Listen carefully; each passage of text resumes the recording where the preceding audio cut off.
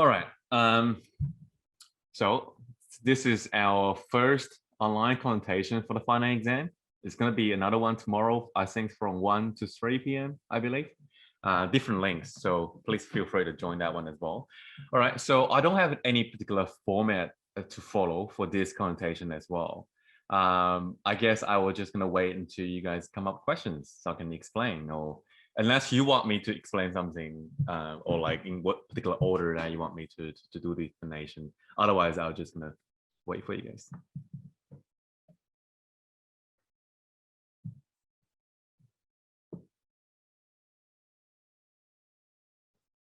Could you hear me all right? Yes? No? Yeah, all right, good. That's confirming. So does anyone want to start with a question?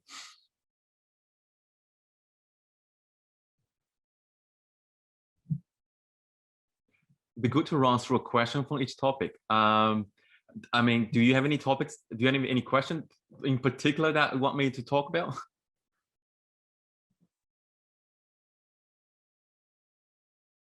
Do I have any sample questions? I don't have any additional questions beside what Daniel has already uploaded. So the short answer is no, I don't. But you can think of it that we won't be, I mean, if you just think about the format of the final exam, it's going to be MCQ plus short answers, which is going to be different from how we used to have the exam, because it used to be on paper based. So which means that we can ask you a lot of calculation questions in the short answers, such that we are able to see, we can decompose a large question into smaller component and which follows through. But with the current format of the exam being on LMS, I don't think we're able to do that. So which means that which means your short answer is really gonna be just short answers, asking you to explain something and discuss and what's your opinion? Is that correct? If that could serve as an example. All right.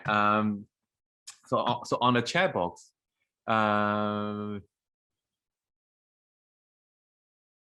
if everyone can see, Joshua just, I don't know why, it's just, hang on. Yeah, okay, it comes up. The Rufus Corporation has one, that's a question I would like to run through. Cheers. All right, let me just gonna be posting on, see what I can copy your copy the question.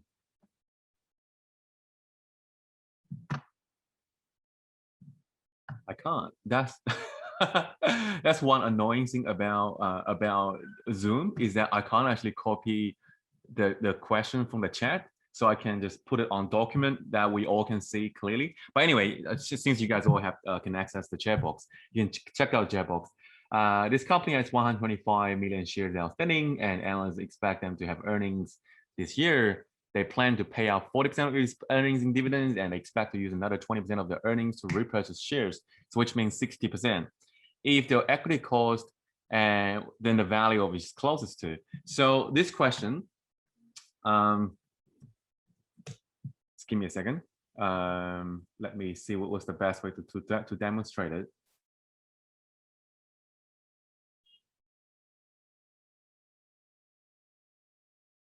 All right, let me share my screen. Or just give me 1 second. Someone's at the door. Sorry.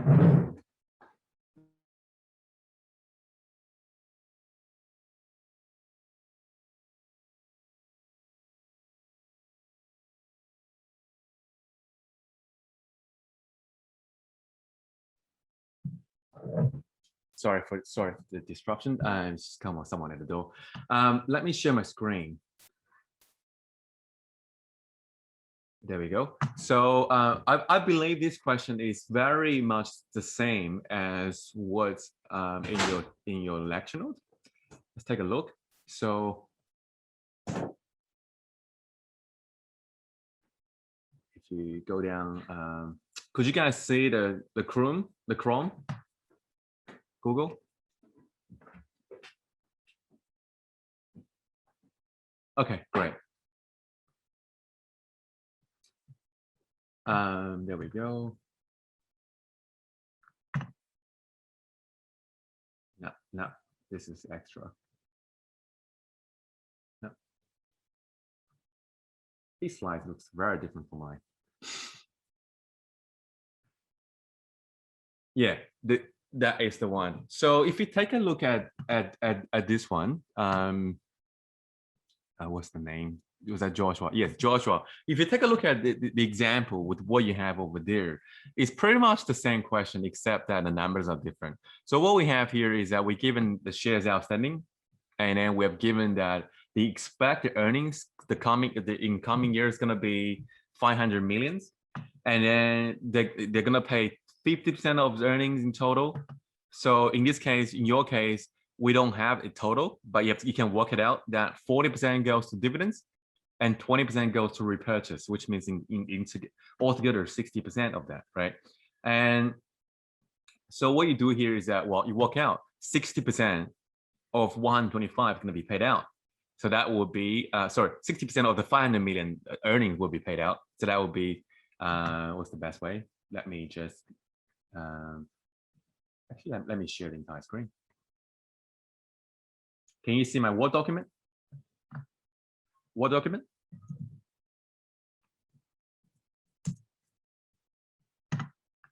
All right, great. So here we're given that earnings is going to be 500 million. And 500 mil, and total payout in this case, payout is going to be 40 plus 20, isn't it? So 60%. 40 plan, 60%. So which means they're going to pay out what? 60% of 500 million, right? Dollars. And then we have the growth rate is being 3%. G equals to 3%. And cost of equity equals to 15%. So which means that you can calculate the whole future total dividends and repurchases to be the same, to be equals to 300 mil divided by 15% minus 3%. And once you work that out, that gives you the whole cash amount. And then you want to work out what is the share price, because share price equals the total amount divided by number of shares, which equals to whatever that number is. And divided by, in this case, 125 million shares. And that will give you the answer of dollar per share. So the repurchase concept here, so that the question coming from Celestin. So over here, if you think about shareholders as an aggregate, so basically a firm, when they have earnings, they have a few ways for them to think about how they can use these earnings for. They can either use that to fund their internal growth, which means that if they have research and development, they can fund that. Alternatively, they can, you know what? I'm just used to write it on my iPad, and then it doesn't make sense for you to see my mouse moving.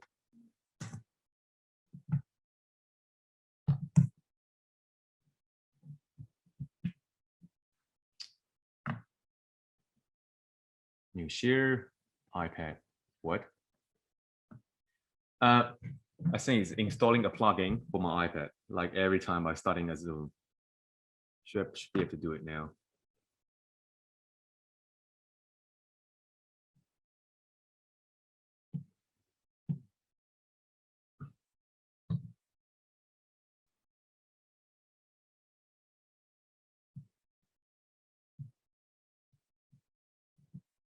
Could you see an iPad screen?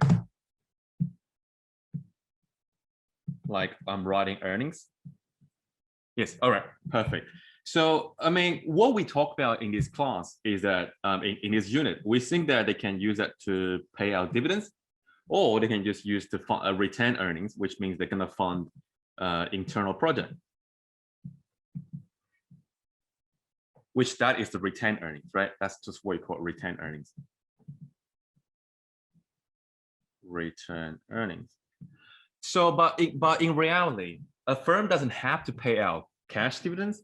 They can either pay cash dividends or they can pay stock dividends, which means every shareholder suddenly receive additional shares. So which means that if I have 10 shares, they could give me a 10-to-1, which means I then have one extra share. So you can think of that extra share is like the dividend they pay. They can also use it to repurchase it, which means they're gonna go to the market to think about, they announce, we're gonna buy $500 million worth of shares back. And then whoever want to sell it back, you can sell it back to the company. So that's what you call about repurchase. And the repurchase can only be done to the existing shareholders, because otherwise, if I don't have shares, how can I sell my share back to the company? So you can think of it that, roughly speaking, there are two forms. They can pay out cash dividends, or they can do a repurchase. So the repurchase is also in the form of cash, because the firm will give cash to the shareholders. But the difference here is that this one is per share base. So per share basis means that, let's just say we have 100 shareholders.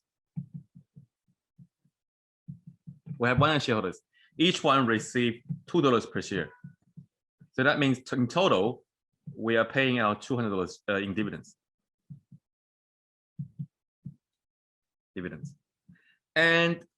But for repurchase,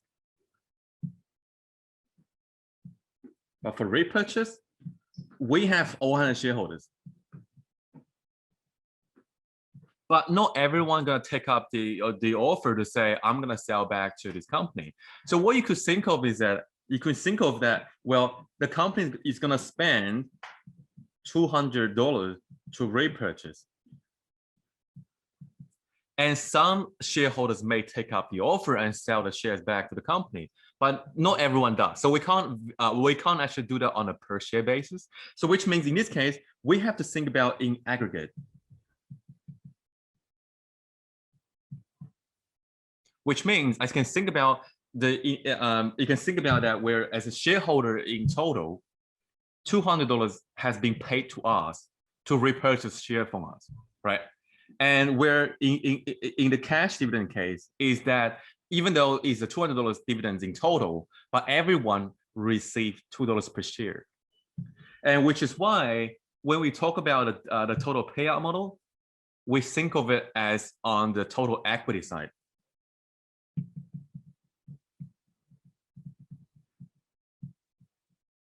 Perspective.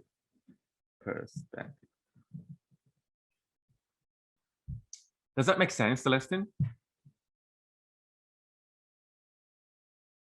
Okay, great. So like, with that in mind, that explains to you why we think about here is the total amount we pay to them. Of course, we don't exclude the fact that we can also pay them cash, which is cash dividends. So which means in this case, we are not going to say, in one case, we're going to look at per share basis. In one case, we're going to look at aggregate, because when you repurchase shares, it does reduce the number of shares outstanding in the future. So which means that you can, if you think of it as that's just the total amount of cash paid to this lump sum of shareholders, and then you can think about that's how much on average each person will get. On average, each person will get, right? Yeah, and that explains why in our case our formula is total paid divided by R minus G. So this total paid is, think of it as shareholders as a group.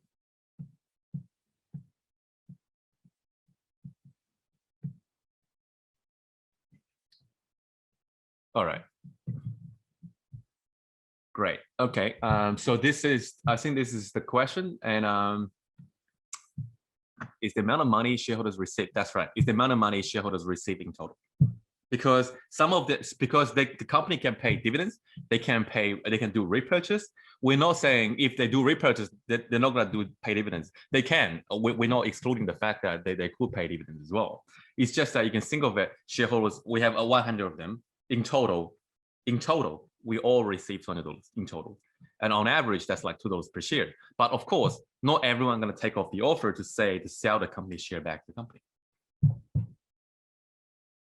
Okay, that's good.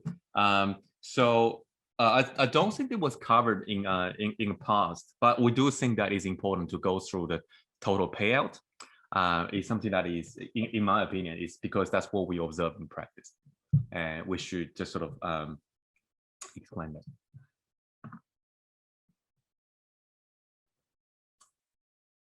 Any other questions? No worries.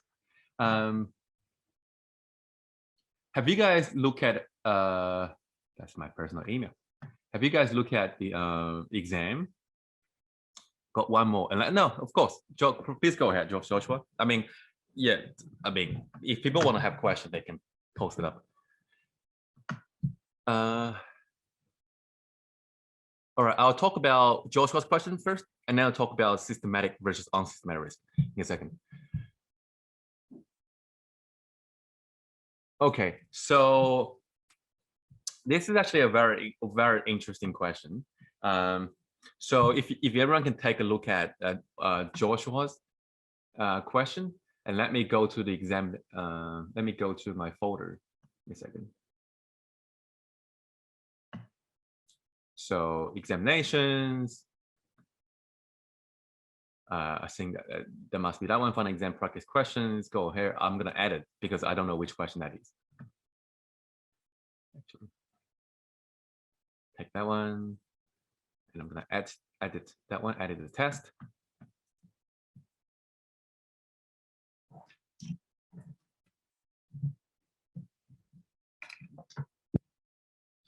Slowly move away all my watches. I've got about 20 or 30 watches in front of me. All right. So can you guys see this? Bin, where's bin? Oh, bin somewhere. Oh, there we go. Yes. Okay. So here's the question.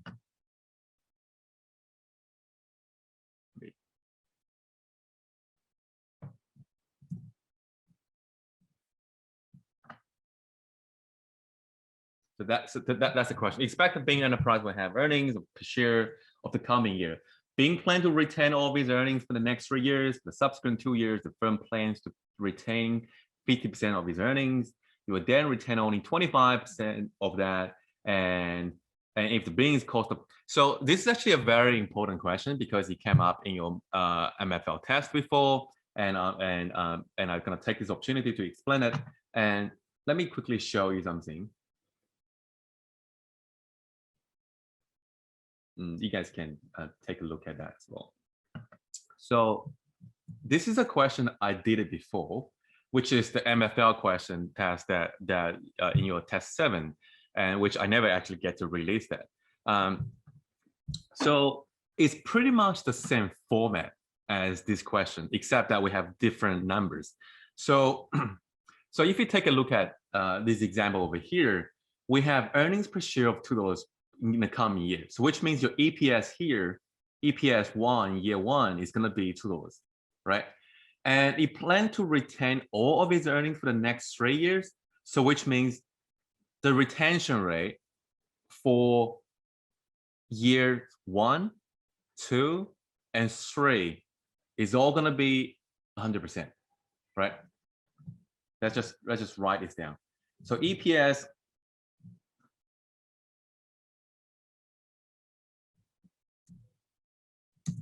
I'm not sure why that's the case.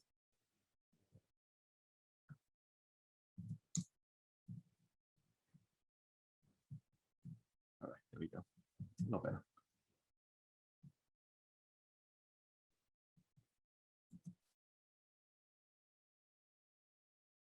Okay, EPS 1 equals to $2, right?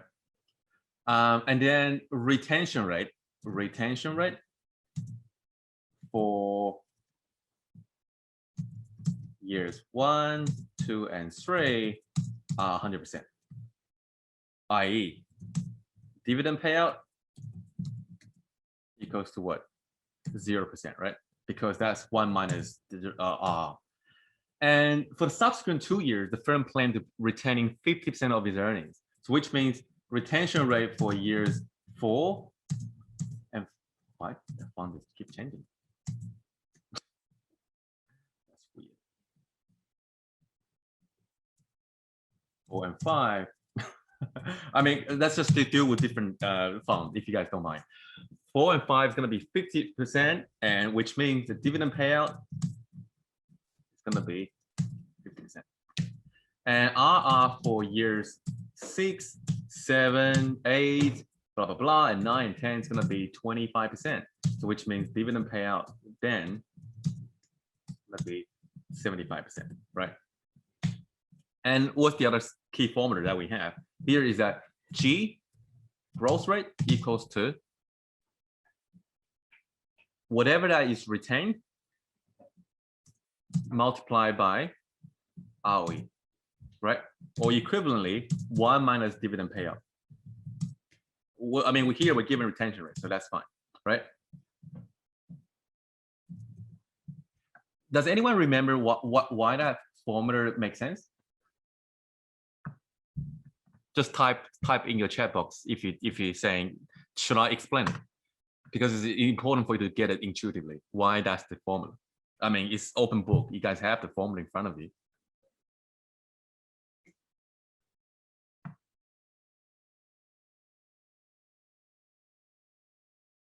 Correct. So you can think of it that is that for every dollar that they retained, they're going to invest in the internal project, which the internal project is gonna return, which is what ROE stands for, return on equity, right? It's gonna return on the on that $1. So which means if they retain $1 and or 1% of it, and the ROE is 12%, that means the growth rate to fund the future earnings is gonna be 12%, which kind of like makes I mean it makes sense, but this is a very naive model. Remember, this is a very, very basic model. What you think of is that think about earnings, your profit, right? What company can generate as profit in the future? How would you be able to increase your profit? So which means that you have to do something different next year. And how would you do something different next year? Is by doing something more, right? Doing different things, doing new things, doing different things. And then how would you be able to do these different things? Well, you have to invest in new project such that you'll be able to do it differently. Which means assuming your profit structure is the same, then whatever can grow your like your revenues and all that will be able to translate to the earnings, right? Which means that the way how you think of it to grow the earnings is coming from whatever is not paid out as dividend and funding the internal investment give you that extra return, and that's how you will fund the actual growth in EPS, right? So what Celeste is putting over there, that's perfect, right? And so, I don't encourage anyone to memorize the formula per se, but it's important for you to get it intuitively. So let me just make it smaller such that we can put everything on the same page. So once you have that, right, and then you can work out what EPS2 is. So if you take a look at this this diagram I have on the right-hand side in this PDF, that explains to you where G1 is applied. So for example, when you're not paying out as dividend in year 1, so by the end of year 1, you have these earnings, and if you don't pay out as dividend, that will be able to fund additional growth. And that explains why G1 here, because that G1 coming from whatever is not paid out in this time point and multiplied by the return on equity to keep going. Does that make sense why G1 is here, not here? Okay, perfect. If you understand that, then the rest is just gonna fill the box or fill the gap. So here, understanding that is G1.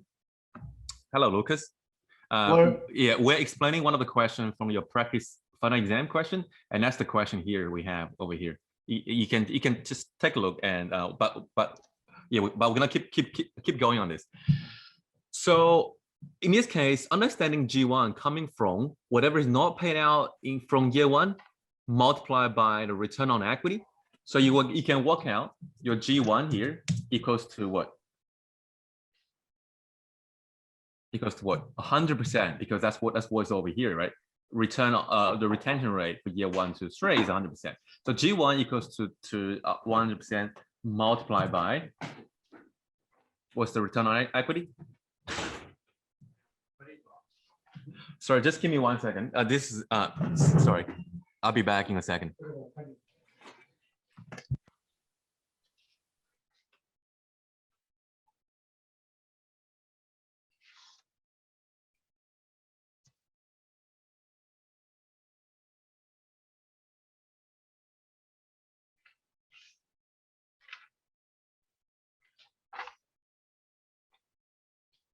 All right, sorry guys.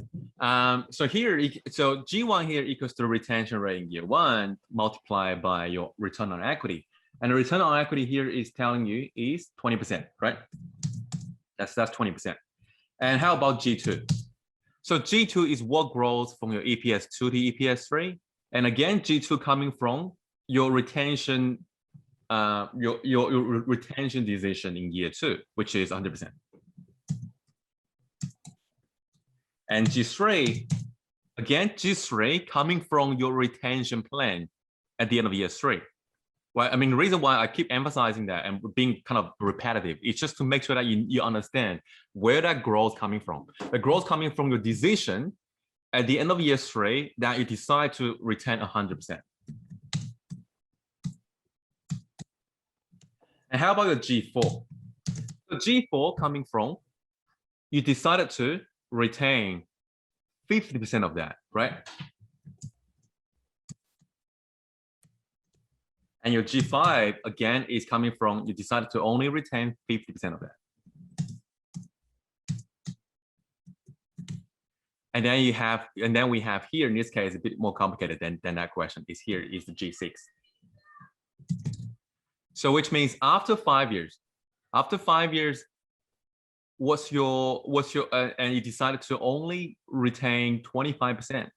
So which means is the retained amount that matters, right? And that will be 5%. So here, and then we work out G1, G2, G3, G4, G5, G6. We can then work out what your EPS 1 is $2.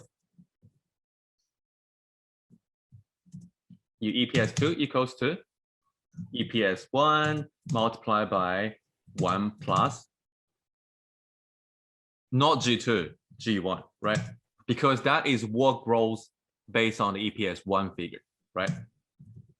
Multiplied by 1.2, and EPS 3 equals to EPS 2 multiplied by 1 plus G2 equals to $2 times 1 square, and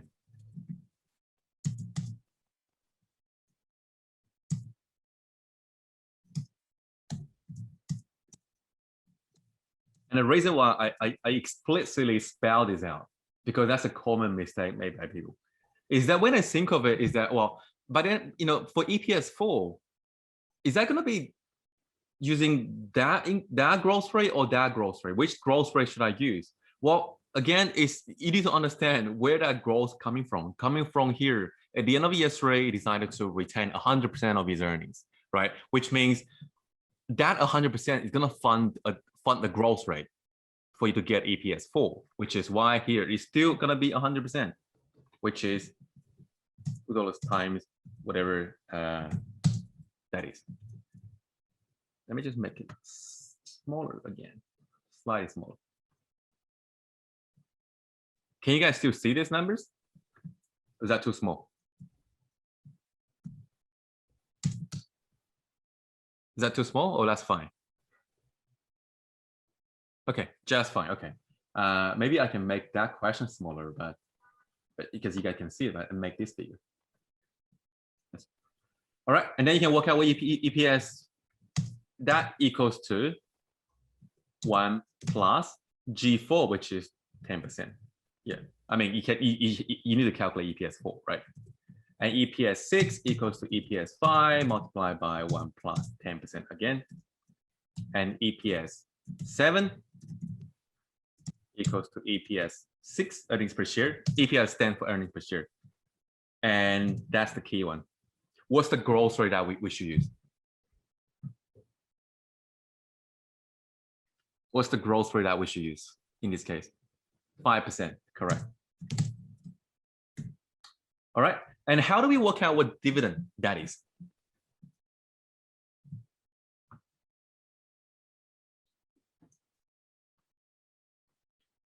Well, in this case, to work out what dividend that is based on the payout.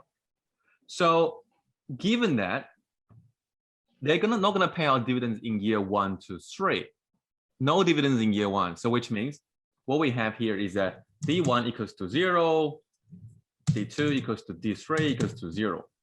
And they start paying out dividend in year 4, which means D4 equals to EPS in year 4 multiplied by 50%. D5 equals to EPS 5 multiplied by 50%. And D6 equals to EPS 6 multiplied by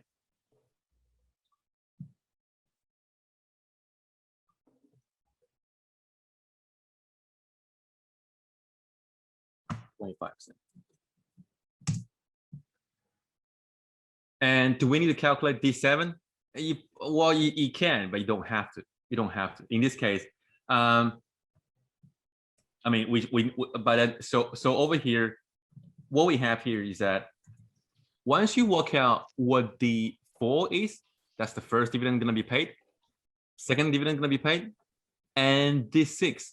So what happens in D6 is that, well, from D6 onwards, we can verify.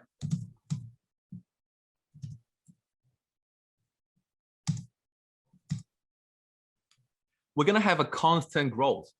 It's because if you think about this, that is the first dividend to be paid, and your growth rate is going to be 5% forever, right? So that becomes a perpetuity in this case. Well, it looks slightly different from that one. So what we have here is that that's going to be a dollar amount. That's going to be a dollar amount. And what do we do with from D5 onwards? Sorry, from D6 onwards, is that from D6 onwards, given that the growth rate is going to be constant, right? So which means I don't have a good sort of because that's just different numbers to illustrate. And then it's just that that's going to be 5%, and your first cash flow is going to be D6, and the next cash flow is going to be 5% more than that. And the next cash flow is going to be 5% more than that. So what we then end up with doing is just this one. So why don't we just calculate these numbers?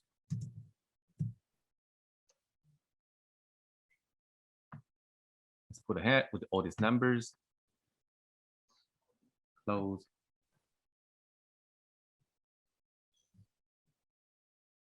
EPS, dividend, growth rate, and dividend. 2, 3, 4, 5, 6, 7. Just put 7 over here, and that is $2. And growth rate is 20%, and 20%, and 20%, 10%, 10%, and 5%.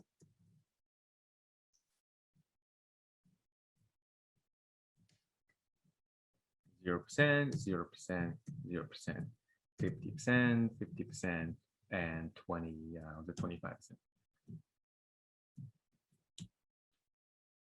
Okay, so in this case, that one equals to that multiplied by 1 plus G. Am I doing it too fast? I mean, I'd really just do this Excel on the spot, but I'm happy to share it once I finish recording. I can share this slide. You don't have to copy it down if you're not following.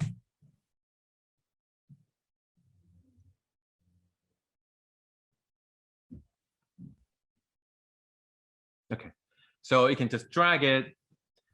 So which means if you check the formula, because I already calculated growth rate over here from this, in this case, is oh, you can even make it better. Is 1 minus dividend payout multiplied by a fixed number. That will give you the same thing.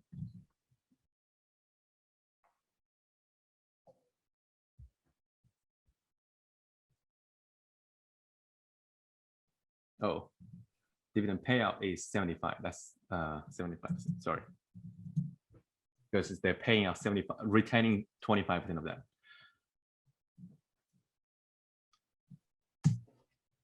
Times that. So what I have over here is that it's just basically putting all the important information into the Excel spreadsheet, where we define what G here is equals to retention, whatever that is not paid out, 1 minus the payout times 20%. Even though the question gives out to retention, but I don't know why I put in payout here. It's the same thing, right? So the EPS2 was just going to be EPS1 times 1 plus G. EPS3 is going to be EPS2 times 1 plus G. EPS4 is going to be EPS3 times 1 plus G. EPS5, that, and that. And we can, of course, we can just keep writing. It doesn't matter. It doesn't hurt. And as long as we know this is the fixed number.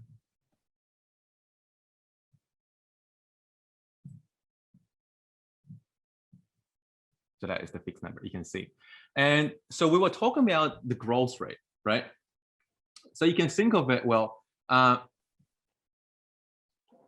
this is the first dividend we received. Second dividend we received. And that's the third dividend we received, right? And what is the growth rate from here to here? It's 5%. And what is the growth rate from here to here? 5%. What's the growth rate from here to here? 5%. So that tells you, and so that tells you, I mean, that probably is clear. So in this case, if you want to think about, isn't it the payout for years 6 and 7, 75%? Yes, it is a payout, it is 75%. Matthew, that's what I have over here.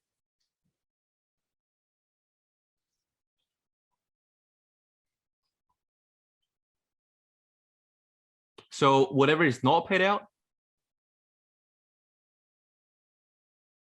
Okay. So whatever is not paid out, you retain it to fund the additional growth, which means the more you paid out, the lower the growth rate in this case, right? Which is why here growth rate has changed. So what you can do, let's say if you're not sure why we don't need to worry about dividends 7 and 8 and 9 anymore. So I'm just gonna put it in gray. The reason why we don't need to worry about it is because once you have the growth rate of 5%, that growth rate is gonna be running forever, which means that becomes a perpetuity, right? So which means we just need to think about those three.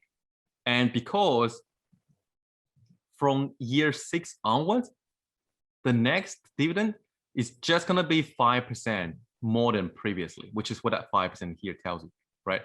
And year 8 is gonna be 5% more than year 7. Year 9 is gonna be 5% more than year 8. That tells you it's a constant growth rate model, right? And that's what I was trying to explain over there, but I decided to actually show you the numbers such that you can believe it. So which numbers do we need to worry about here in calculating the final answer? Those three. So that means my price is going to be equal to this number. Oops. Price equals to this number divided by, what's the interest rate? 1 plus 12%. Power to year 4 plus this number is my fifth dividend, in year 5 divided by 1 plus 4%, not 1. Power to 5 plus, and that's the important part, where in this case, this is our first dividend in the perpetuity series, right? This is the first dividend in our perpetuity series. So which means I know that's going to be a big perpetuity, which that equals to 12% minus my growth rate, which is 5%, right? And using that formula, at what year would I calculate the present value to be at? Year 5, correct. So which means we need to further discount it back by another 5 years, right?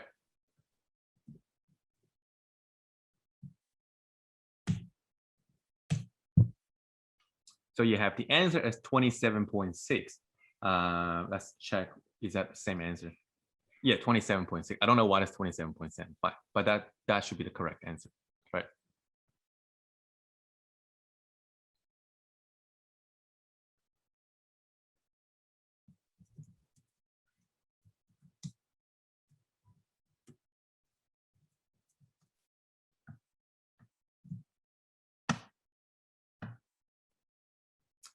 Insert text box.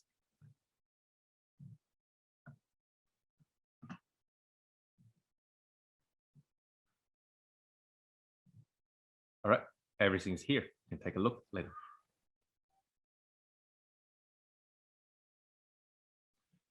Perfect. I mean, it's important. I mean, you could just keep doing, and with Excel, once you hit, I don't know, like 1,000 years, you'll be able to get something close to that.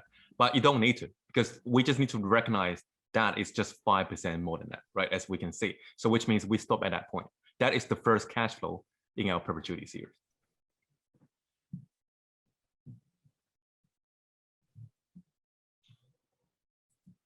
Excuse me, Frank. Yes.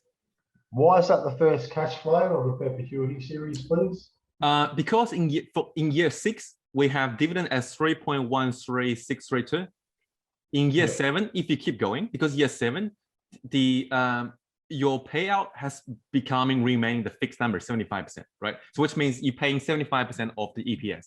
If EPS grow by 5%, right? EPS grow by 5%, and with the same payout ratio, it just means the dividends is going to be growing at 5% as well.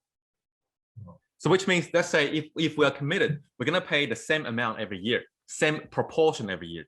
So which means if the pie grows at 5%, that means my share will grow by 5% as well. If we remain the same, 1/3 of that goes to you, Frank.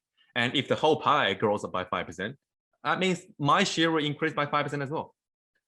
So which means in this case, the dividend will grow by 5%, but just in case people don't believe it, we prove it, right? So in this case, that means my dividend is going to be growing 5%. So which means if that dividend series if that dividend series grow by 5%, that becomes a perpetuity with constant growth. And this is the first cash flow. Oops, not chart. How do I put in what do I put? Insert a, not equation, not a symbol. Where's the box? Oh, there we go. Shapes.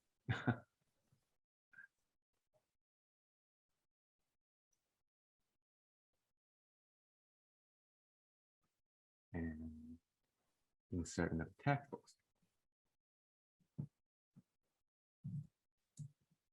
First, dividend in the perpetuity.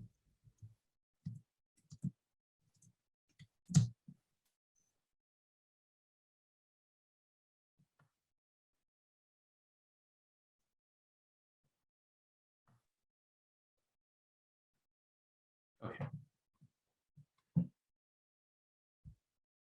All right. So is everyone happy with that question? Is everyone happy with this question? Such that we can move on.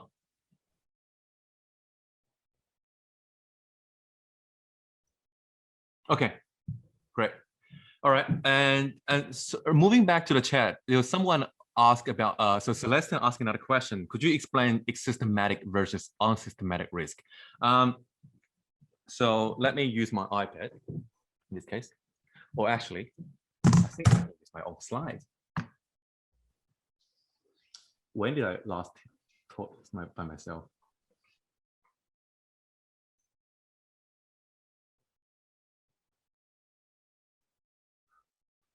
Oh, there we go. That's my slide. So look at whether I have a box.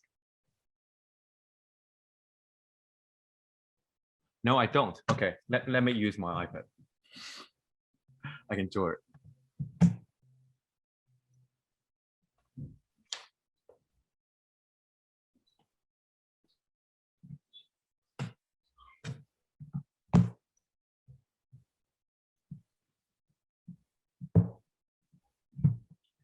So you can think of it where when we're trying to measure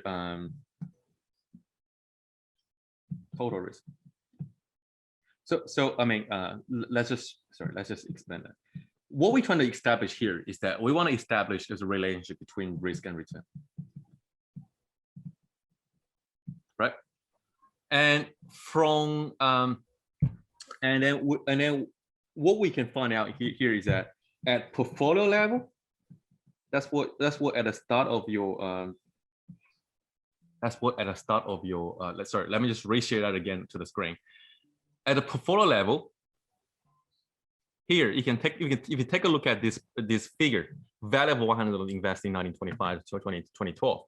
So what you can see over here is that at a portfolio level, if we form such portfolios, small stocks, S&P 500, and so on, we can see that, I mean, this one, treasury bills, if you have a portfolio of treasury bills, you only grow to $2,000 after about 80 years. But if you have small stocks, if you invest in the portfolio of small stocks, that's going to grow to $2.6 million. And if we sort of reformatted that figure and putting into this form, so here this figure illustrates that if we plot the annual return of your portfolio, and this one is the frequency. If you're not sure about what a histogram is, just think about, when we do the mixed math exam, I show you a plot, show you how many people get above credit, how many people pass, how many people failed, how many people are getting below 30%. This is very similar to that, right? You can think about this bar here represent about 60 annual returns. That was around 1%, right? And here that represent about 20 observations around 5%. And that one roughly saying 3 observations you see is roughly, I don't know, 12%. I just making the number up, right? And then if you look at the small stocks portfolio, out of that 85 years of investment, out of the 85 years means that you have 85 observations, 85 students. There were about some students, maybe 3 students that got about more than 100% return, annual return. And about 3 students get about minus 58% return, where the majority is bundled between minus 18% to about 30%. So again, finance is pretty much like an empirical science that we explain our theory coming from what we observed in the past.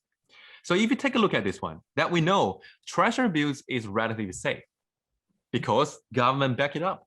Government can almost always print to repay.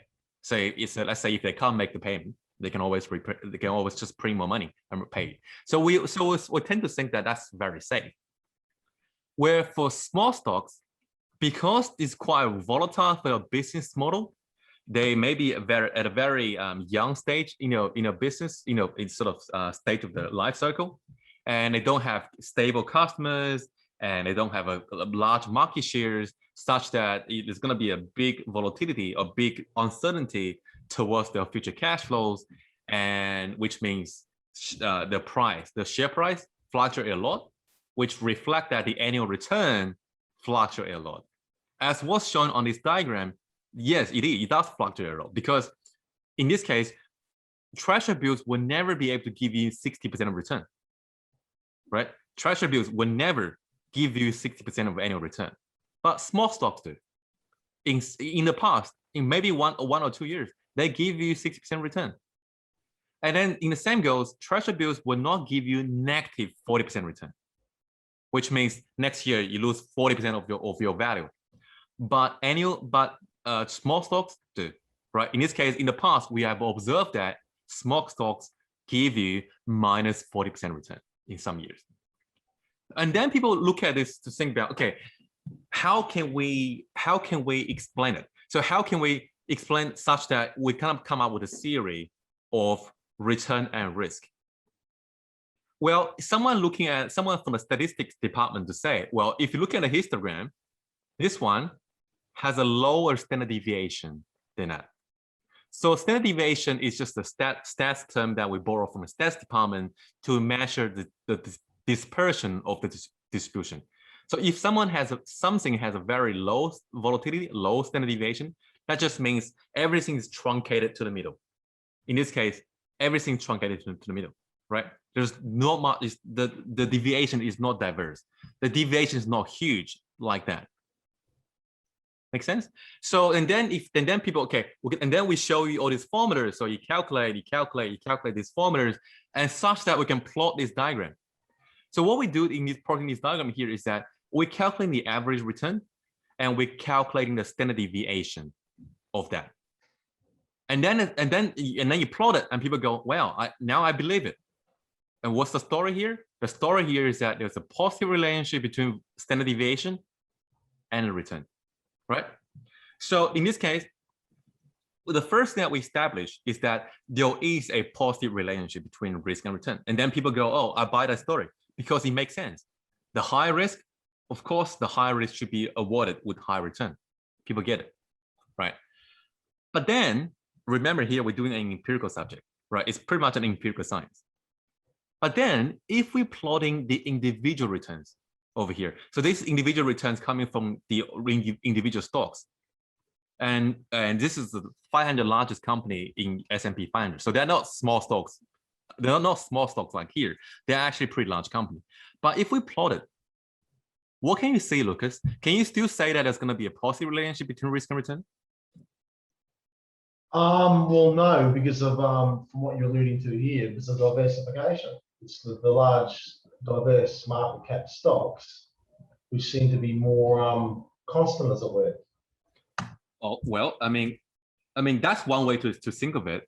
The other way to think of it is that if we're just looking at this horizontal line, let me make it thinner.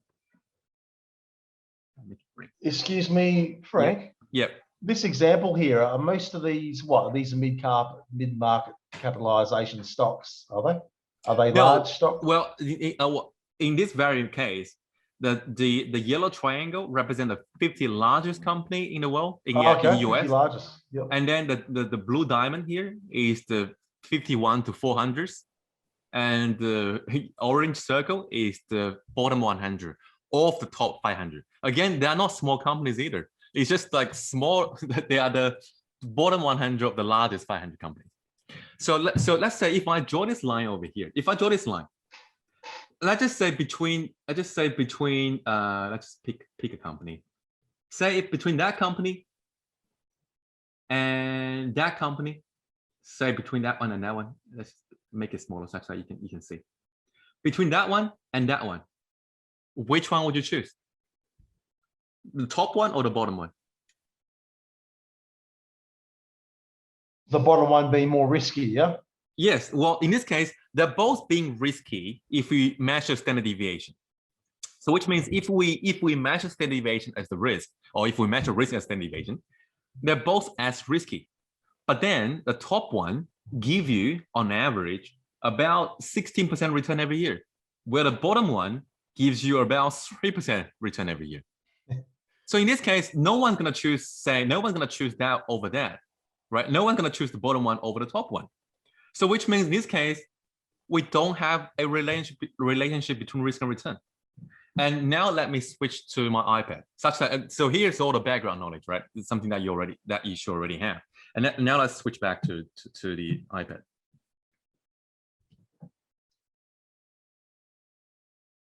Loading. All right. So what we observe is that at the portfolio level, we see a positive relationship between risk and return. So which means the higher the risk, the higher return. And we're all happy with that. That's supposed to be a smiley face. We're all happy with that, right? And then at firm level, which means at individual level, we don't see that relationship. So which means the higher the risk, the return, I don't know. That means I'm sad, because then I can't explain to my client to say, you should invest in that company. And people go, why? Well, it's because high risk, high return. But no, we don't observe that. So empirically, we don't observe at firm level high risk, high return. So which means how can we actually show that there is also a positive relationship between high risk, high return? How can we show that? So that means we need to think about it. What did we use to measure risk at a portfolio level? What did we use? We use volatility or standard deviation. I mean, the same thing, really same thing with different names, or variance, right? We use this. So which means that if we measure risk using variance, I'm just gonna stick with the term variance, but it's the same thing for volatility and standard deviation. If we measure risk with variance, using variance, then we see a positive relationship between risk and return for portfolios.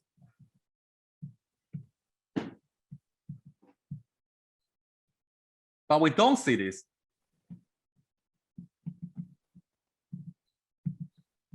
for firm level. Where would the beta component coincide with this? Comes in the next sentence. Oh, okay. So which means that that means here, this is a big if, right? Let me just use a different color. So here's a big if. If we measure risk using variance, then we see this, we don't see this. So which means if you're smart enough, when people go, well, that means I just change the name of the game. Now, if we measure risk using here, I'm just saying, using something else, let's just call beta for now, right? Then what we see here is that high risk, high return for a firm. But does not beta coincide with individual stocks only? And well, it measures the sensitivity of that. So I mean, give me a second. I'll get to that point. Lucas. So then all we are left with is that what is beta? So here, let's just say, imagine saying we come up with a term. If we measure risk using something else, using whatever that is, just saying you don't observe that, just using whatever that is. And as long as we can show that high risk, high return for firm, then we are happy, because we're trying to establish that relationship. No one's going to be happy to tell you high risk, no, you're not guaranteed with high returns. And so we just need to find a term for it. And we call that term here beta. And what is beta? And beta here is coming from your sensitivity to the market. And what does that mean? That means here, when we think about variance, we think about total risk. What do you mean by total risk? Because variance is just captures as long as the price moves up, moves below the mean, moves above the mean. It's just as long as there's deviation, that's gonna increase the variance, right? So we think of it is that variance is a total movement, and that total movement works for the market, and it works, right? We see that relationship hold, right? We see that relationship hold. But then what we can argue here is that at the individual level, there is something that's called a systematic component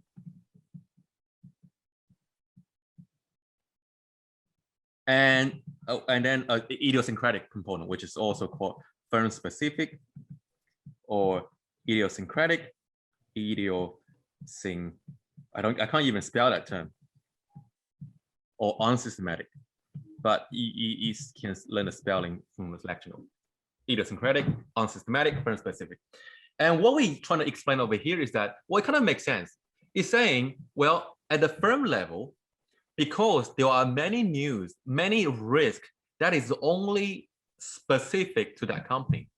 So for example, if I'm a mining company, right? If I happen to have a mine in Brazil, let's say BHP, and there happened to be an earthquake there, or there happened to be a flood over there. The flood damaged the dam then damaged my mine. So that risk is very specific to BHP, but that risk does not apply to Qantas.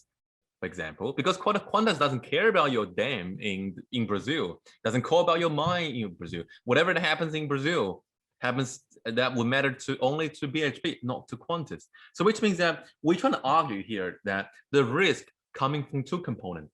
One component is that it was affected by the market.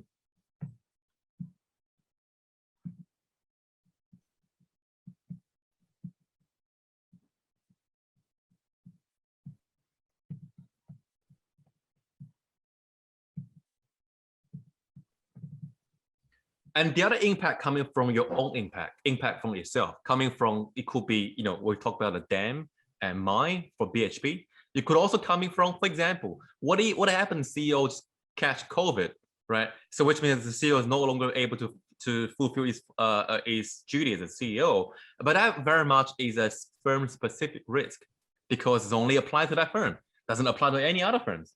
So which means in this case, what we're trying to argue over here is that it's the systematic risk that matters.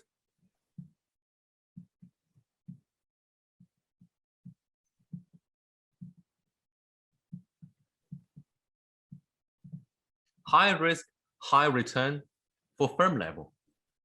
And then we find out that beta, that's actually called beta. The reason why it's called beta is because it measures the covariance of the firm and the market. I mean, you don't need to. I mean, we didn't talk about this formula in week 10, right? But it's something that we should know. That's how you measure your relationship, your sensitivity to the market.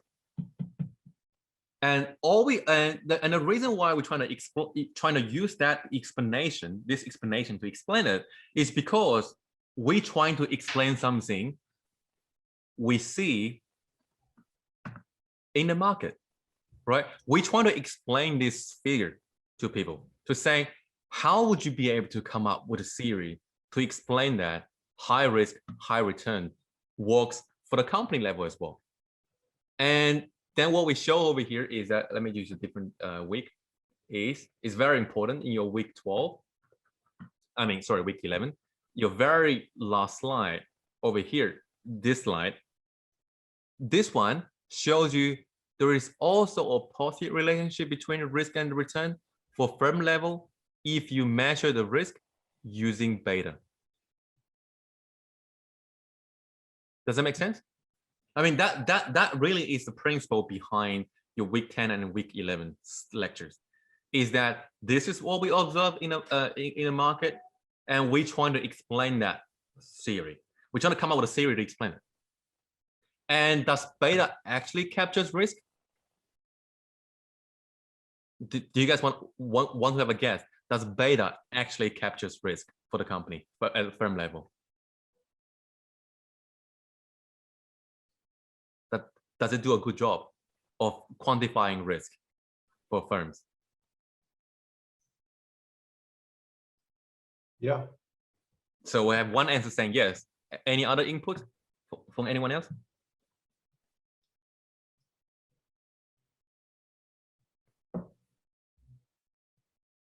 No? Is everyone listening? Or is that just two of us?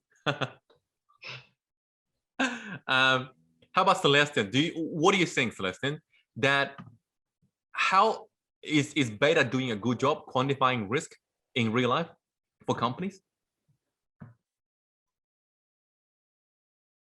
Maybe yes. And so we got 2 yes. Any other input? Would anyone else think about no?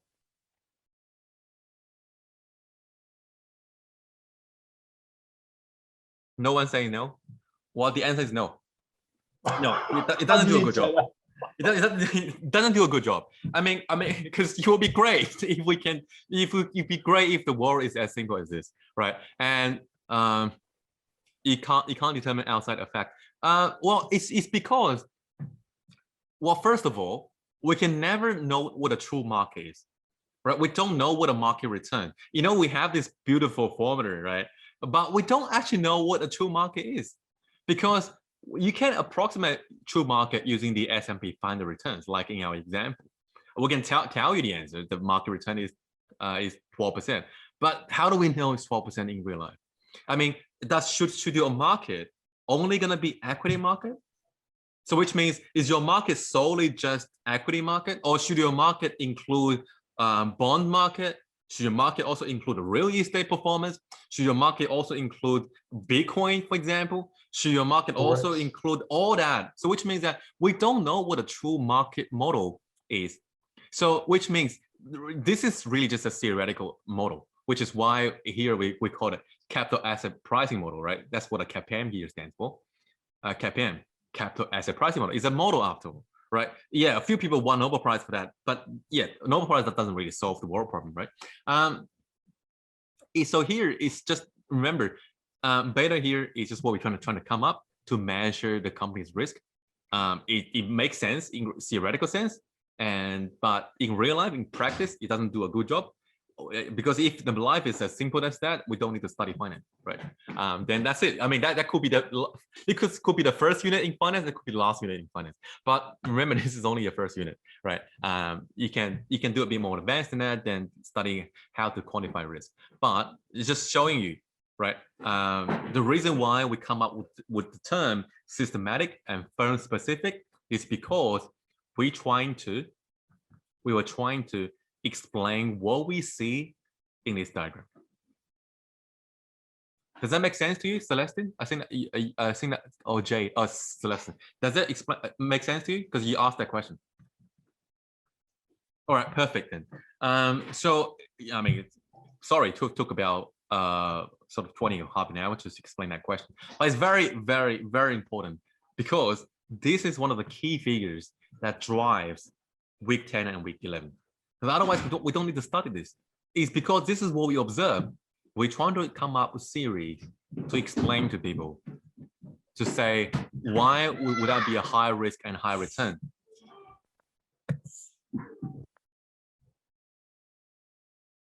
Sorry, my kid is crying. and why we don't see a high risk, high return if we're using volatility to measure. But if we're using beta to measure, yes, we can still see a roughly positive relationship, right? But in practice, this line isn't a straight line, right? And in fact, there are many deviations from that line. Okay, so I assume that we're going to move on to the next question, which is, if you take a look at the chat box at 10:44, Jody asked a question.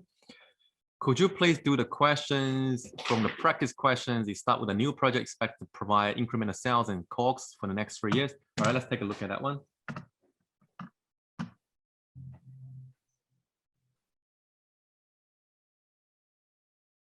Oh, that's just the next one. So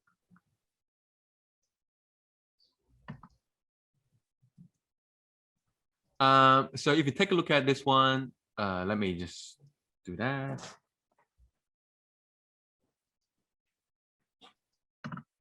Bigger. And that's the question. A new project expected to provide a following incremental sales and cost of goods sold for the next 3 years. The project requires an investment in $90,000, which will be depreciated equally over the next 3 years. The project will require an investment in net working capital for $5,000 for the first 2 years. In the third year, the net working capital will be entirely recovered. If the cost of capital is 12% and the tax rate is 30%, calculate the NPV of the new project. All right, and that is additional information coming from that.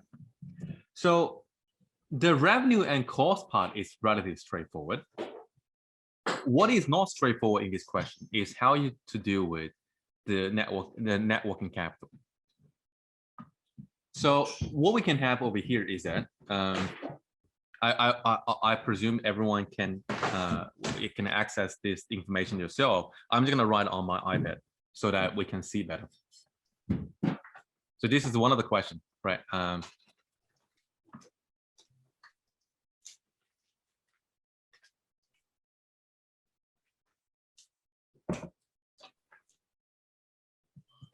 right. So let me putting the relevant information here.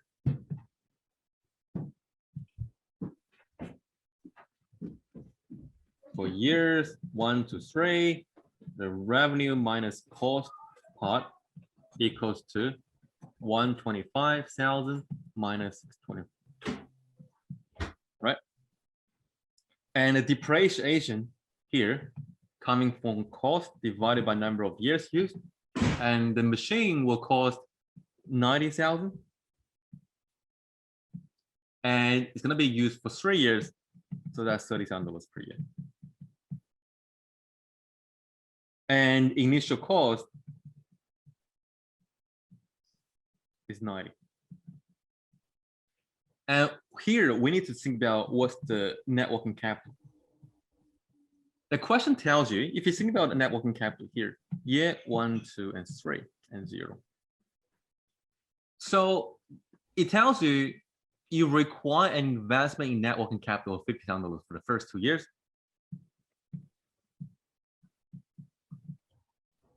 And in year 3, it's going to be recovered.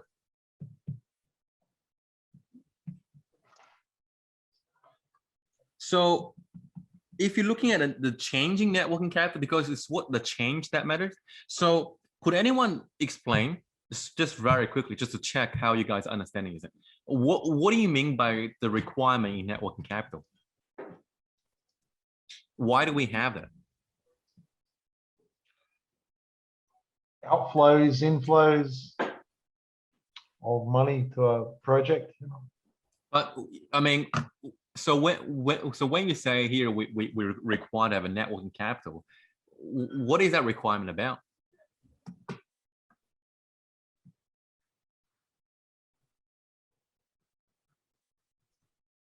I'll show you, because someone actually asked that question. Let me share back my screen again. So if you go to the discussion board, it is current asset and liabilities. That's not. So if you go to the forum 01, question related to lecture materials, that's the first forum. If you go over there, there's a thread called net working capital end up as in account receivable, AR. If you go take a look at that that thread, and that one explains to you very briefly, in my opinion, how you would interpret net working capital.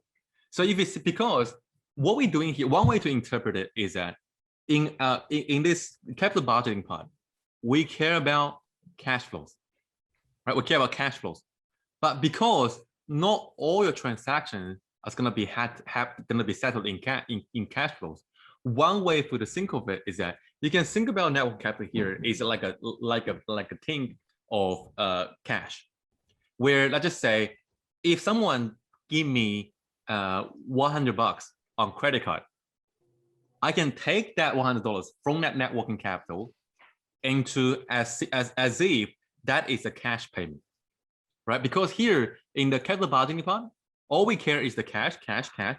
But of course, there are going to be payment made on credit.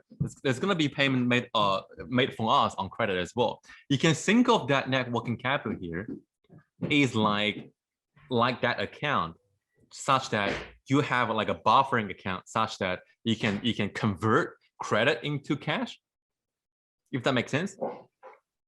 So which means when you have net working capital of saying $50,000 that's required over here, you can think of is that if you want this project to keep going, you need to have $50,000 saved in that account, such that you have enough buffering for you to convert cash into credit into cash. That's one way for you to interpret that. Make sense?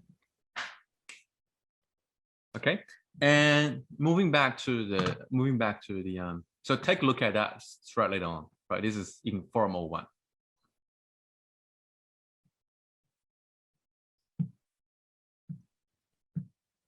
And now moving back to the iPad.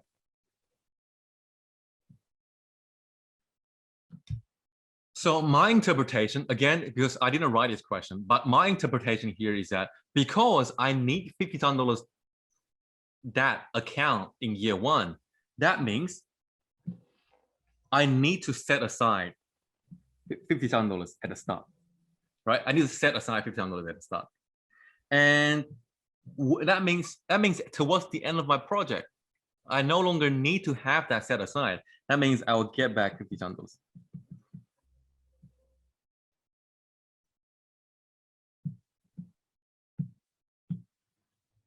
So that's the changing net, right? This is the changing net working capital. Change, that's things change. All right, now, Hey, Frank, yes. I'm sorry, excuse me. How is net working capital usually funded, Frank? Is it usually via a loan, credit, or No, actual... it's not. I mean, no, it's just think of it is that, well, you just think of it, the company now is going to set aside, say, for example, $50,000 aside, such that that's just a specific account for that project. And that account can be used for whatever, you know, because here we're doing a cash flow analysis. So which means, but we don't receive everything on cash, right? So that net working capital account, you can think of it is like an account to keep the project going, as well as convert credit into cash, cash into credit, such that everything you receive is cash. Okay, so in this case,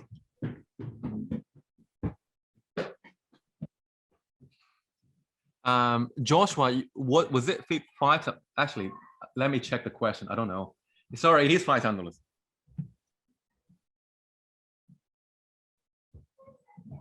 I thought it's 50.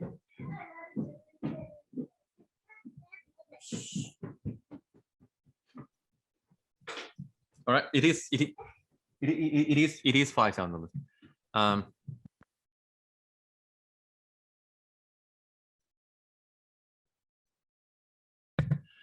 And so, and then we can see about my free cash flow is that I would spend $90,000 at the start, because that's how much the machine costs. Plus, I will need to set aside $5,000 in my networking account, right? Plus, from year 1 to year 3, I will have revenue minus cost minus depreciation times 1 minus tax times 1 over interest rate times 3. Because this is going to happen, this is for year 1 to 3, right? Because that happened for 3 years. And which is why this is a 3-year annuity formula.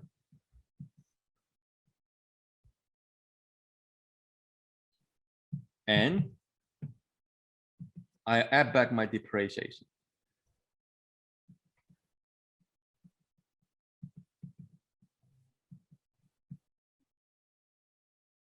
Again, because that is for 3 years. This is one way for you to do it. Alternatively, of course, I need to add back my $5,000 in my 3rd year. And that is recovering net working capital in year 3. That's one way to do it. Or let's say if you don't want to use the formula, and that's fine, you can just work out, okay, year 0, 1, 2, and 3.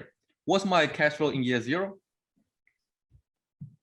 90 plus minus 5,000, right? Year 0. How about year 1? Year 1 is going to be revenue minus cost minus depreciation 1 minus tax plus depreciation, right? That equals to whatever that number is here. That's 125,000 minus 6,500 minus depreciation, which is 30,000,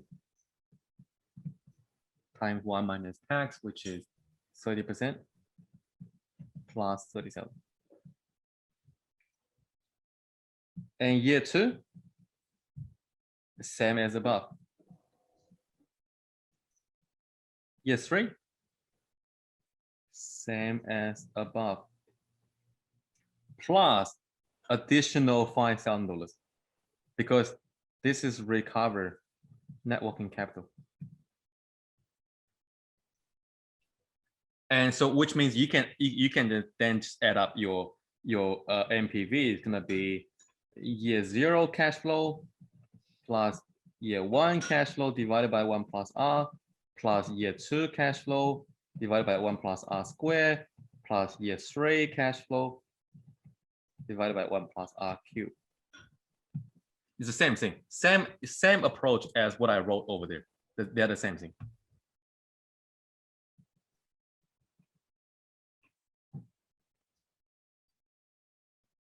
So it doesn't really matter what your preference is as long as you, I mean, they're all the same thing. But here, I just recognize that from year 1 to year 3, we can find an annuity because the same thing is going to be revenue minus cost minus depreciation times that for 3 years, right? I can just use that. Or you can just calculate it 3 times. Okay. Does that explain your question, Jordy?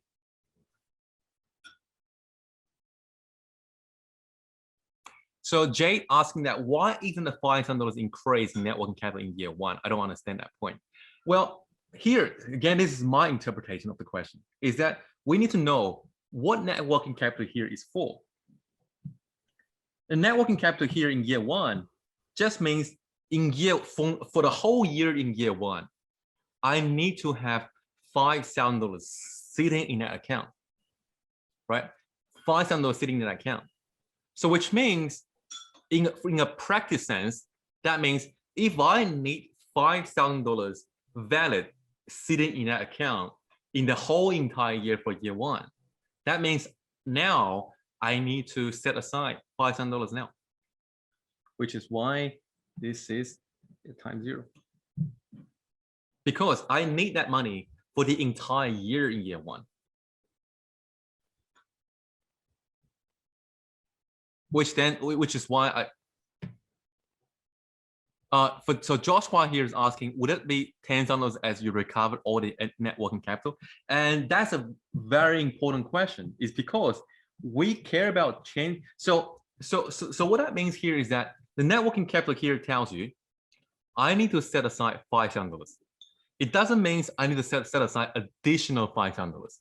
So which means once I set aside $5,000, that's going to be saved in that account, which is why we only care about the change of net working capital, not the actual working capital itself. And it's incremental earnings from an accounting perspective that changes the net working capital, yeah?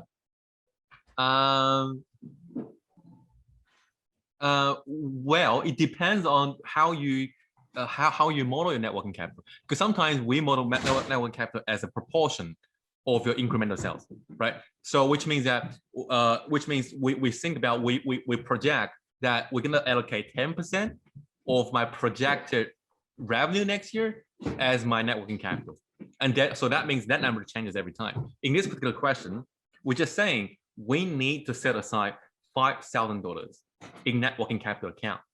So which means once I set aside $5,000, I don't need to worry about that. That just means that you can think about that as like a collateral, right? Really, you can think of it as a collateral, which means I need to set aside $5,000 there such that people trust my business. And once I set that aside, I don't need to worry about it. So which means here there isn't an increase.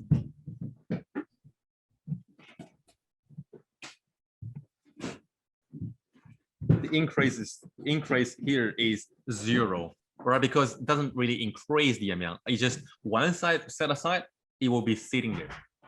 So which is why here I care about the change part, not the actual net working capital, but the changing net working capital. So which means at the start, I set aside $5,000. At the end, I recovered it, which is why this account almost always recover at the end. You can think of that as if that makes it easier for you to understand, you can think of it as a collateral that, once I finish my project, I can recover my collateral. which is why there's only a single $5,000 at the start and $5,000 at the end. There's not going to be another $10,000 because there isn't an increase.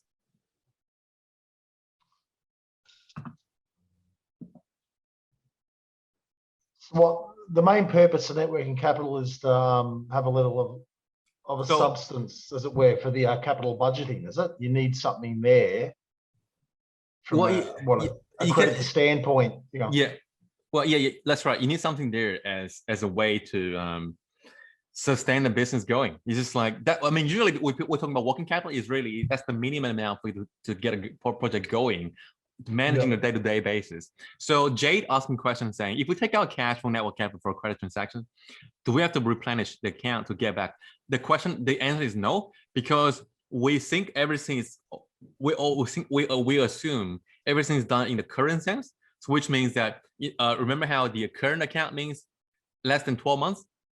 And all our analysis is done over 12 months, right? It's on an annual basis. So which means that we hope by the end of the year, everything's just back to its original level. You can think about, that account just really that there as a buffering.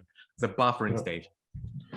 Is networking capital ever used as a contingency, Frank? Like if the project goes belly up, is it ever used as, if it goes downturn and it hits the really bad situation, which can happen real world. Have you ever heard of situations where the networking capital is used as a means of propping up the business, the company that's in disrepair, that is in bad shape?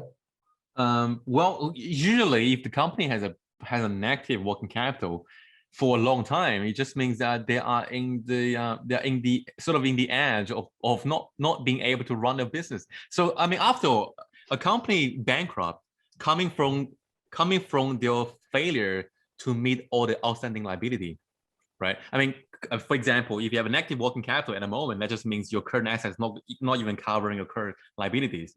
And for company to go bankrupt, is when all the external liability holders, your bond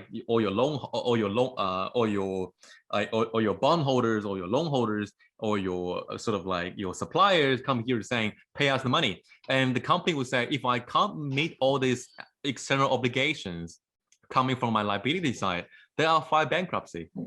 I mean, a company can't go bankrupt coming from the shareholders. So which means the shareholders can't just say, pay us dividends. They can't, right? So which means the company can only go bankrupt if they can't meet all these external liabilities.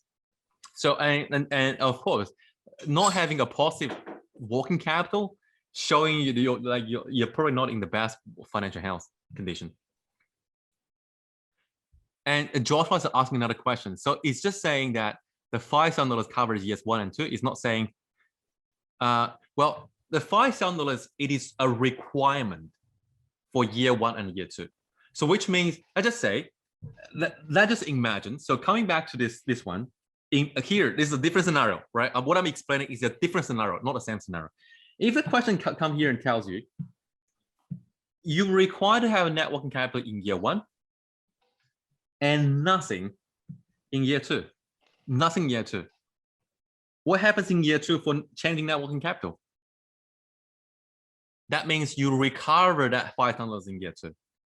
So which means what we care about here is the changing net working capital. And let me show you some relevant slide.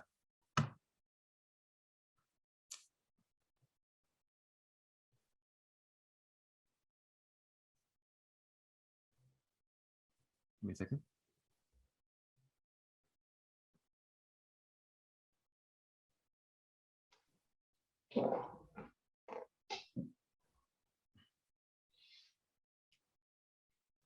So, which is why here, this is my slide. Again, that I assume that looks different to Daniel's, at least on a minor degree. So, is what matters in the former is the change of that, right? And in this question, but it's common to assume once you set up net working capital aside, you need to be there. So it's very unlikely that to be recovered during the middle of it. It's very unlikely, right? After all, we're making assumptions. And we need to make reasonable assumptions. And what reasonable assumption means is that what we observe, do we observe that in the practice? In practice, once they set aside net working capital, it's going to be there, right? So this one, I think this is an example that I have in my case. Maybe Daniel used that as well. So if you look at this, is that so here we have net working capital to be 1125, 1125, 1125, 1125, and what we need to think of it is that, well, really coming from what matters in our case is the change of that, right? Minus what, so that means initially we're going to set up 1125, and towards the end I can recover 1125 as and then as a different example. So here we have net working capital, and yeah, all right. And so here there are different examples. Let me check Daniel's slide, because maybe he has the same thing, because excuse me, Frank. yes. What was unlevered income again, please? What does that mean? Unlevered net income. Sorry, let me just quickly verify that, and then I'm just gonna come to your question. Let me check whether, I mean, by the way, unlevered net income is just this part. That's the definition for it. Unlevered net income is just, so it get rid of the leverage part, and net on, so percent tax times 1 minus tail. You don't account for the finance involved, the loan involved to take out. Yeah. Okay. Yeah, you don't take care of the interest expense. Why do you? So which is very important, is that why do we call it? Why don't we not worry about the interest component? It's because we don't care about the financing part of it.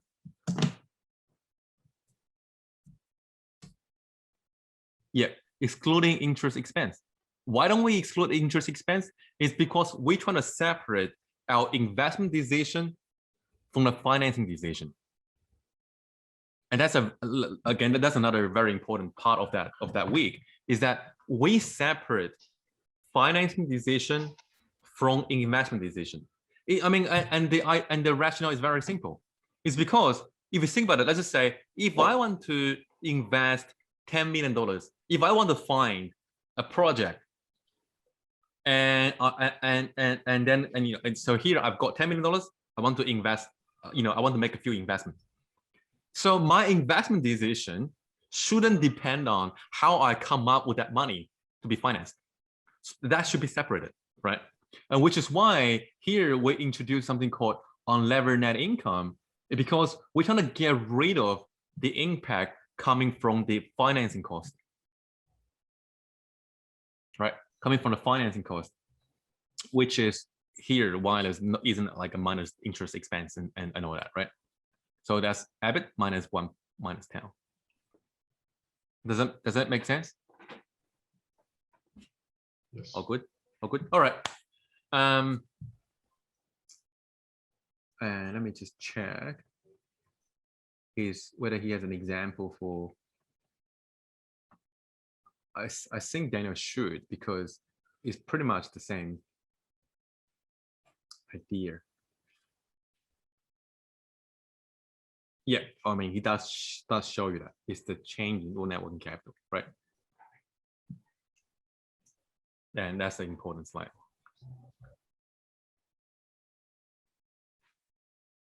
All right, any other questions?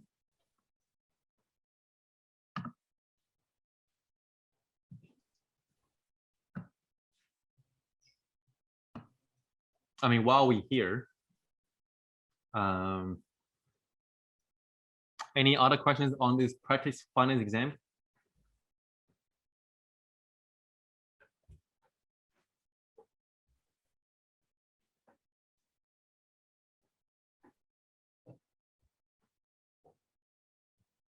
No?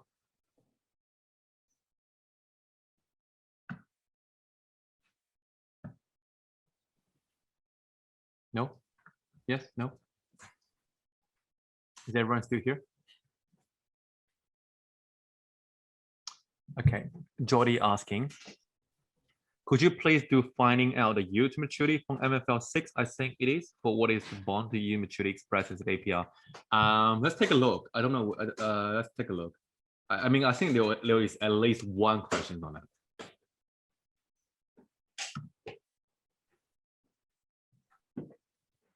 So Jordy is asking to finding out the yield to maturity.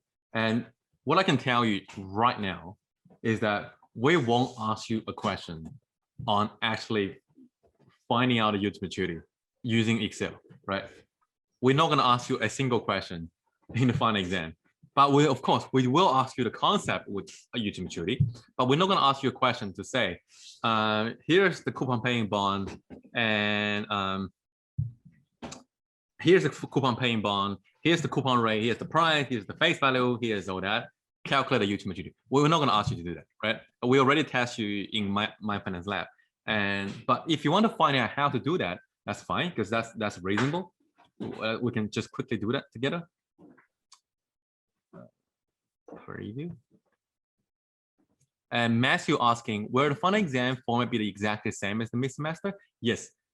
So we're gonna have, I mean, you probably already know how many questions that we have.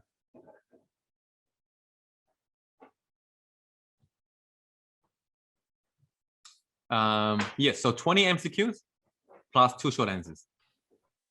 So I would say it probably is even, it is, in my opinion, you have a lot more time per question than mid-semester. All right. So let's take a look at one of the questions. So this question is just to explain to Jordy. But let me find out the question first. Oh, there we go. We found one. So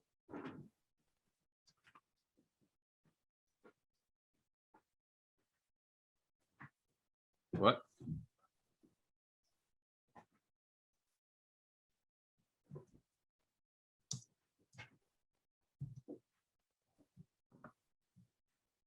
Oops. There we go. Here's the question. All right. Can you guys see the Excel? Because I'm not sure whether what I'm sharing my iPad or Excel. Oh, it is the screen. So here, let's take a look. All right. And I'm gonna show you the easiest way to do it. What we have here is that the face value is gonna be 1,000, right? And it's going to be a semi-annual coupon payment. So which means N is going to be 10 times 2. Could I zoom in just a bit? Sure, of course. Sorry. How's that doing, Bryce? Is that better? Okay.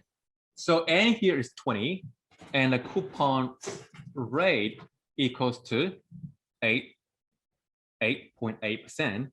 divided by 2, because it's a semi-annual bond, right? Semi-annual bond. And the price, bond price, equals to 1034.15. And what else we need? We need, so here we're given the face value, we're given the coupon rate. So that's coupon payment. Equals to face value multiply by coupon rate. We don't need to divide by 2 because we're already divided by 2 for coupon rate, right? $44. So yield to maturity here is, so I don't know, I just make up number. I don't, so let's say it's 1%. And what we want to have here is that we calculate a bond price. And I give a star because bond price is what we're going to calculate now.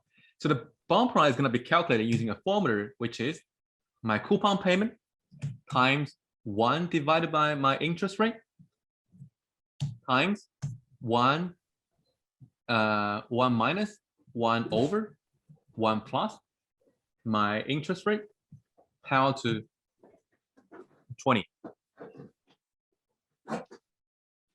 and plus my face value divided by 1 plus interest rate power to 20.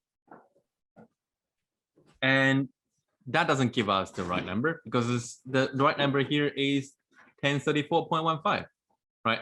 One way to do it here is that we just say it's going to be equal to that. So all we can do is say, okay, 1% is not the right answer. How about 2%? What is getting there? How about 3%? Well, is it getting closer? 4%? 5%? Maybe 4.5%?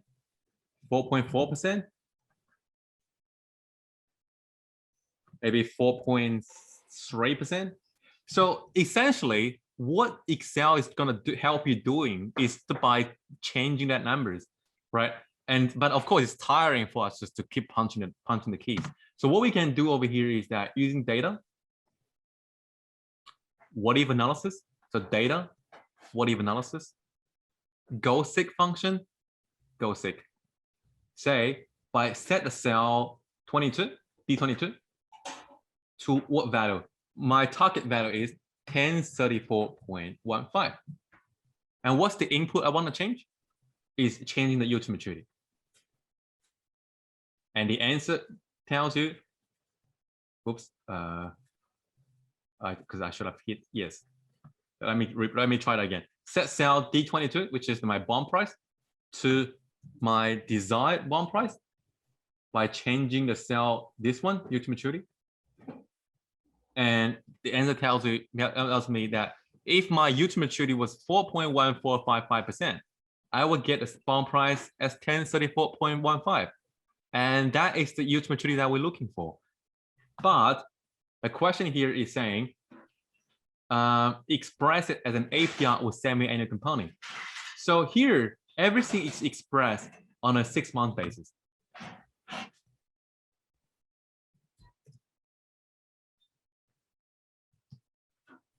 So which means the corresponding APR, it's just going to be that number times 2. And you ask us to say the percentage.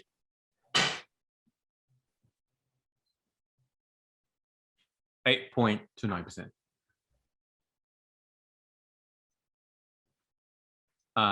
What? Oh, because different bond price again. Maybe I refreshed it.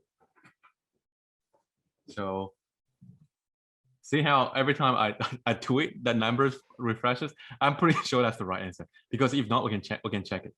But it just changed everything. So, but that should be the right answer, right? See how this one looks different from my question already? Yeah. All right. Does it do a job, Jody?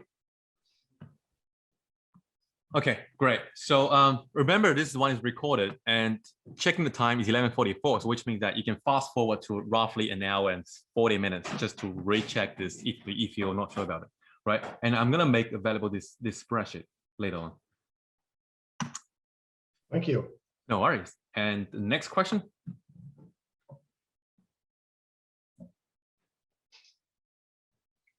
Remember, we have a session tomorrow at 1 p.m., right?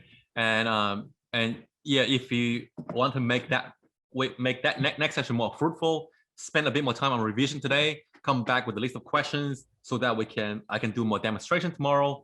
And of course, if you're not gonna have time, just remember that I'll be available on the where is it, discussion board here, right? So we have a lot of questions this year already, right? Yeah, you answer it. I should be able to get back to you within 24 hours, normally within 12 hours, but I would say 24 hours to be safe. Any other questions? Will we have access to this video today, Frank? Or yes, I will. I mean, once we finish, I will upload to two different platforms, and I will and I will post it here. I'll show you where the link is. I mean, you don't have to wait for the announcement later. So on the learning materials, because your looks slightly different. Let me just switch to your view. So on learning materials folder, there is a place called Final Exam Consultation. Yep. So this is from 23rd of May, like last week, and that's from a few days ago. And I'm gonna be making the available links today in the third one, right? And then tomorrow will be the fourth one, right? Well, it's all gonna be uploaded here.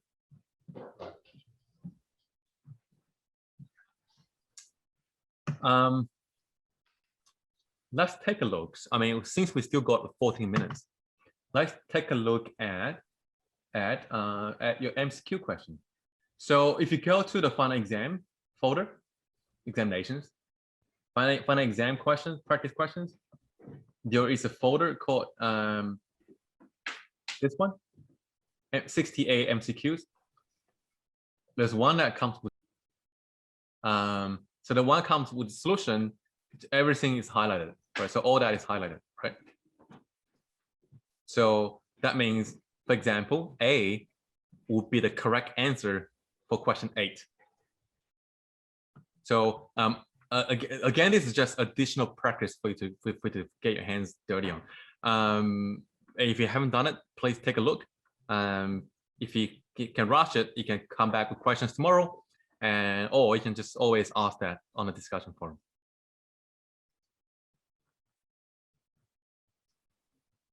How relevant it is to your final exam? I would say definitely would help you improve your understanding. But I don't know how exactly relevant, as in like, would that definitely give you like 100%, like your effort 100% translated to your result? I'm not sure, but hopefully it should help you, right? We're trying to come up with different questions.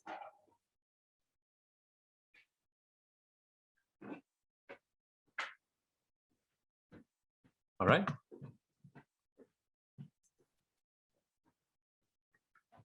Any chance of past exam papers? It's not like we don't want to share. It's more like it's irrelevant, because the past exam papers was more written on prepare for like your what do you call that? For like a paper base, right? And so that we can't ask you the same thing, because for short answer question, we can't ask you many quantitative questions.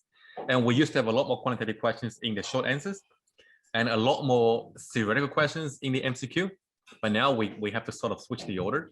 And then we need to bear in mind that, you know, when you write quantitative questions for for MCQ, we can only ask one part per time. So I don't know quantitative short answers. I mean, I don't actually remember. I mean, I could just open up the document and take a look. So here's the final exam, right? I mean, I'm very tempted to take a look to answer that question, but I can't. Go on. So I mean, it's right there. I can just one click away. But I don't. I mean, I would say the majority of your short answers would be more like qualitative, right? I won't make that guarantee to say absolutely zero chance to walk into a quantitative short answers. But I would say the majority of them will be on qualitative, will be testing your understanding, rather than to say calculate MPV for that question, because we could ask that in the MCQ.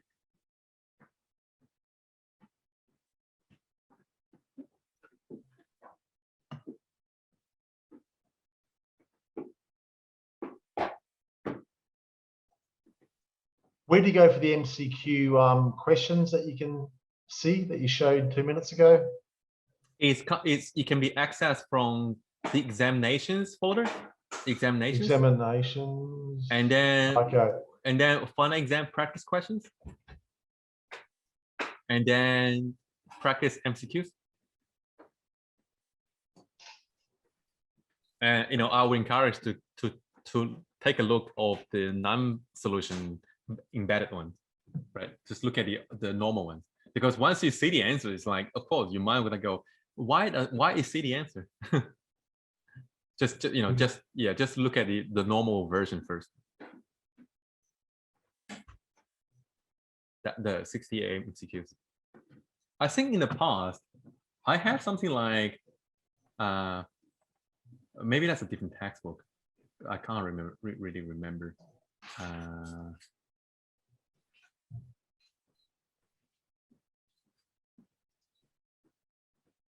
Yes, I have something that is huge, which then I sort of regretted. I gave people 250 pages of PDFs so that they can practice themselves.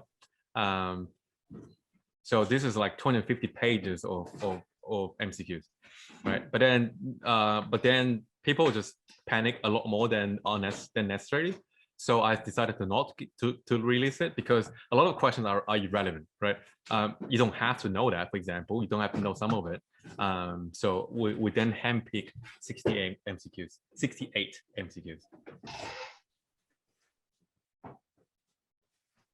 Anyway, this is more relevant. I've got to find them somewhere. How? All right, so if there are no further questions, we can probably wrap up the session early. And remember that we have another session tomorrow at 1 p.m. using different link. And yeah, so maybe between now and tomorrow, do a few more questions, read lecture notes again, and come back with some questions such that, you know, if you prefer a demonstration on a video rather than on discussion forum, then tomorrow will be the best chance. Or if you're saying you're indifferent, then maybe you can just sort of like utilizing discussion board as well as coming to this conversation, right? Okay, all right. Thanks, Thank you, guys. Frank. Very good. Cheers. Oh, all right. Well done. Thanks, guys, for coming, and I'll see you guys at 1 p.m. tomorrow. Well done. Cheers. Bye. Let me stop recording.